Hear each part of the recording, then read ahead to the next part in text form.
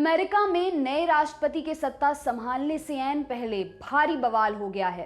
Republican party के नेता और राष्ट्रपति डोनाल्ड ट्रंप के समर्थकों ने चुनाव में धांधली के आरोप लगाते हुए वॉशिंगटन डीसी में मौजूद कैपिटल बिल्डिंग में जमकर हंगामा मचाया। यहीं पर अमेरिकी कांग्रेस के लोग बैठते हैं। लोगों की भीड़ इस बिल्डिंग के भीतर घुस गई, तोड़फोड़ की, पुलिस से झड़प हुई, आंसू गैस के गोले दागे गए और झड़पों में एक महिला की गोली लगने से मौत की खबर आ रही है। इसके बाद वॉशिंगटन डीसी में कर्फ्यू का ऐलान कर दिया गया है। FBI ने करीब 4 घंटे की मशक्कत के बाद कैपिटल बिल्डिंग को सिक्योर करने का दावा किया है। भारतीय समय अनुसार यह हंगामा 6 जनवरी की रात शुरू हुआ और शुरू भी हुआ तो कब? चुनावी नतीजों को लेकर होने वाली संसद की बैठक के ठीक पहले। इस बैठक में ट्रंप के प्रतिद्वंदी जो बाइडेन को राष्ट्रपति चुनाव का सर्टिफिकेट दिया जाना था, मतलब ये कि बाइडेन चुनाव जीत गए। जब अमेरिकी कांग्रेस का सत्र चल रहा था, उसी दौरान ट्रंप समर्थकों की हिंसक भीड़ बैरिकेड तोड़कर घुस गई। बताया जा रहा है कि ट्रंप समर्थकों ने कैपिटल बिल्डिंग में घुसने के लिए पुलिस पर कुछ केमिकल भी फेंके। जो तस्वीरें आई उनमें लोगों की भीड़ कैपिटल बिल्डिंग की दीवारों को फांदते दिख रही है। खबरों के मुताबिक दंगई कैपिटल बिल्डिंग के अंदर सीनेट चैम्बर तक पहुंच गए। फेडरल ब्यूरो ऑफ इन्वेस्टिगेशन यानी कि FBI के मुताबिक घटनास्थल पर 2 विस्फोटक डिवाइस भी मिले, जिन्हें निष्क्रिय कर दिया गया है।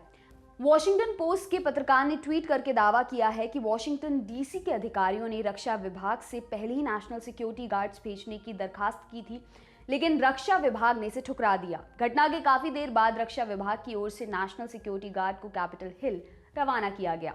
ये भी बता देते हैं कि दंगा क्यों हो रहा है। जानकारों का कहना है कि वॉशिंगटन में जो दंगा भड़का है उसकी वजह ट्रंप के झूठे दावे हैं। अमेरिका में राष्ट्रपति चुनावों के दौरान और बाद में डोनाल्ड ट्रंप लंबे समय तक वोटों की गिनती रोकने, चुनाव में धांधली होने और अपनी जीत के दावे कर रहे थे। लोगों का कहना है कि इन्हीं भ्रामक दावों के उकसावे में उनके समर्थक आ गए। यूएस कैपिटल में हिंसा के दौरान भी ट्रंप ने अपने समर्थकों को संबोधित किया था। सोशल मीडिया ने भी डोनाल्ड ट्रंप पर कठोर कार्रवाई की है। ट्रंप ने चुनाव को लेकर आधारहीन ट्वीट किए, जिसके बाद ट्विटर ने उनके अकाउंट पर 12 घंटे का प्रतिबंध लगा दिया। ट्विटर ने यह भी कहा कि ट्रंप यदि नियमों को तोड़ने वाले ट्वीट नहीं हटाते हैं तो उनका अकाउंट परमानेंटली लॉक कर दिया जाएगा। ट्विटर के अलावा फेसबुक और इंस्टाग्राम ने भी ट्रंप के खिलाफ कार्रवाई करते हुए उन पर 24 घंटे का प्रतिबंध लगा दिया है। नेताओं ने क्या कहा है? नए प्रेसिडेंट चुने गए जो बाइडेन ने ट्वीट करके कहा कि कैपिटल पर जो सीन देखने को मिल रहे हैं वो हमारी और इस देश की प्रतिनिधि तस्वीर नहीं है। ये चंद कट्टरपंथी हैं जो बस कानून तोड़ना जानते हैं। ये मतभेद नहीं है, ये दंगा है। पूर्व राष्ट्रपति बराक ओबामा ने दंगा भड़काने के लिए सीधे सीधे ट्रंप को जिम्मेदार ठहराया है। उन्होंने ट्वीट किया कि कानून का पालन करके कराए गए चुनाव के खिलाफ ट्रंप के बयानों से हमारे देश को शर्मसार होना पड़ा है। केवल अमेरिकी नेताओं ने ही नहीं बल्कि कई देशों के नेताओं ने इस घटना पर प्रतिक्रियाएं दी हैं। यूके के प्रधानमंत्री बोरिस जॉनसन ने यूएस कैपिटल में जो सीन देखने को मिल रहे हैं वो शर्मनाक हैं।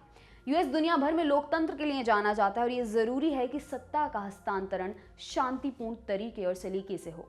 भारत के प्रधानमंत्री नरेंद्र मोदी ने भी ट्वीट करके कहा कि दंगे और हिंसा की तस्वीरें देखकर वो व्यथित हैं। लोकतांत्रिक प्रक्रिया को गैर कानूनी प्रदर्शनों से रोका नहीं जा सकता। उधर ट्रंप ने भी ट्वीट करके अपने समर्थकों को पुलिस और कानूनी एजेंसियों का सपोर्ट करने को कहा है। शांति बनाए रखने की भी अपील की है। ट्रंप ने एक और ट्वीट में कहा कि हम कानून और व्यवस्था की पार्टी हैं, शांति बनाए रखिए। आपके लिए खबर लिखे हमारे साथी सिद्धांत ने। मेरा नाम है दिव्यांशी। देखते रहिए दी लल्लन टॉप। शुक्रिया।